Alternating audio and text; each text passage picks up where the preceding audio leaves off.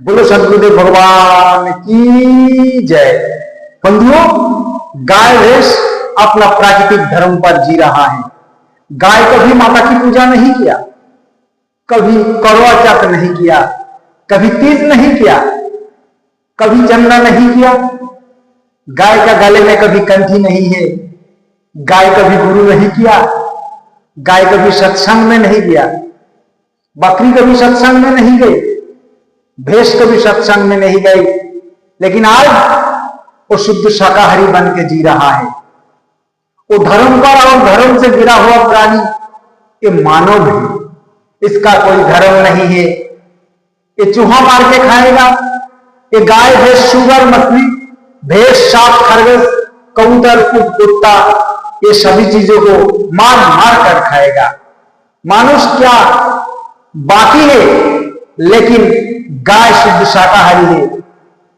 मानुष बीड़ी पी रहा है, खैनी खा रहा है, सिगरेट पी रहा है, दारू पी रहा है, पर गाय भैंस बकरी गाधा घोड़ा कुछ नहीं कर रहा है, ना पी रहा है। सब अपना प्राकृतिक धर्म पर शुद्ध शाकाहारी बन के जी रहा है। ये मानुष जल चढ़ाने को धर्म के रहा है, बद्रीनाथ जाने को धर्म के रहा है, ताली बजाने को धर्म के रहा है, राम राम जपने को धर्म कहता है, पर एक भी मानुष अपना धर्म पर चल नहीं रहा है। सब कोई धर्म छोड़कर चल रहा है।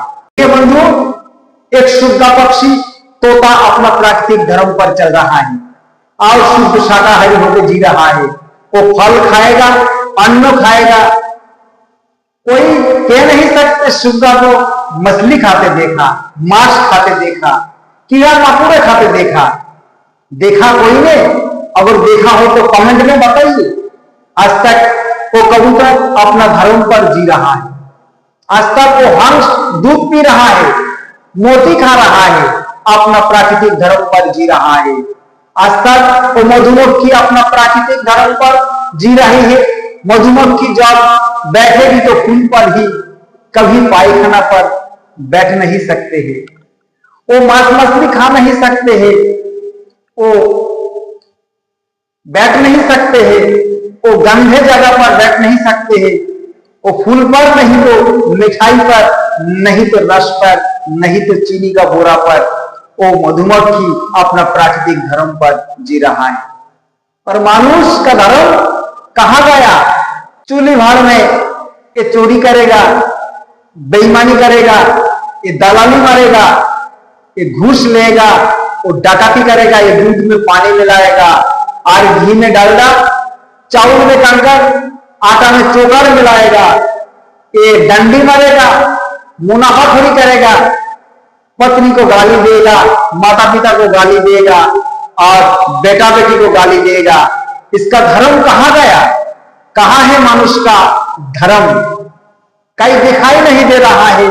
गिद्ध का प्राकृतिक धर्म है मांस खाना अपना धर्म पर, लेकिन गिद्ध कभी मछली नहीं खा सकते। लेकिन मानुष मांस मछली दोनों खाता है। गिद्ध केवल मांस खाएगा, लेकिन मांस मछली मनुष्य दोनों ही खाएगा। बाबुल का धर्म है प्राकृतिक मछली खाना, पर बाबुल मांस नहीं खाएगा।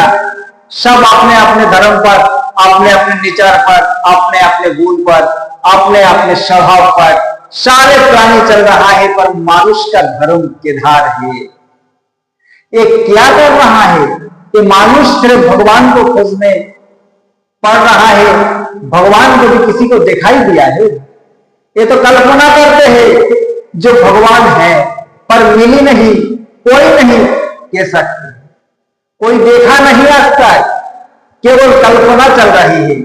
लोगों ने कहा सबोरी का झूठा बेल भगवान नाम ने खाया है, लेकिन आज सबोरी जाति का कोई आदमी किसी मंदिर में घुस जाए तो ना जाने कितना चप्पल उसको ऊपर लगेगा, कितना जूता लगेगा, कोई ठिकाना नहीं है। लेकिन रामायण में कहा गया और सबोरी का झूठा बेल राम ने खाया था। केवल कहने के लिए, करने के लिए नहीं। कोई अगर भगवान को विरोध करे तो भगवान को कष्ट होना चाहिए और कष्ट देने वाले को सजा देना चाहिए। गुरु वही होता है जो अंधकार से उजाला का रास्ता दिखाता है और चेला का हर सवाल का जवाब उस समाधान देगा, वही गुरु है। गुरु तो दुनिया का सबसे बड़ा होता है, पर पानी पिए छान के गुरु बनाइए जान के। जो आत्मज्ञान दे वही गुरु हो सकते हैं, वही सदगुरु होता है। ये सदगुरु ही सबसे बड़ा होता है। विचार आपका है, मानना नहीं जानिए, जानना है आपको। मानने वाला बड़ा नहीं, जानने वाले बड़े हैं। गुरु शंका का समाधान करेगा, जीवन का एक एक शंका जो दूर करेगा वही गुरु होगा। आत्मा को कभी गिना नहीं जाता, जैसा बालू का कणा गिना नहीं जाता है। बंधुओं, जब तक अपना बाहुबल नहीं करोगे, जब तक अपना साहस नहीं उठाओगे, जब तक अपना मेहनत नहीं करोगे, जीवन में कभी सुख आएगी नहीं और जीवन में कभी शांति आएगा नहीं और जीवन में कभी कल्याण होगा नहीं। ये तीन आपको मुट्ठी में कैद है। सुख, शांति, सदगति आपको मुट्ठी में है। आप चाहे तो अपना सदगति कर ले, भगवान को कल्पना का विषय है। डिग्री तीन होती है, पॉजिटिव, कंपैरेटिव, सुपरलेटिव डिग्री। और पॉजिटिव तीन है, गुड, बेटर, बेस्ट। गुड अच्छा, बेटर उससे अच्छा और बेस्ट सबसे अच्छा।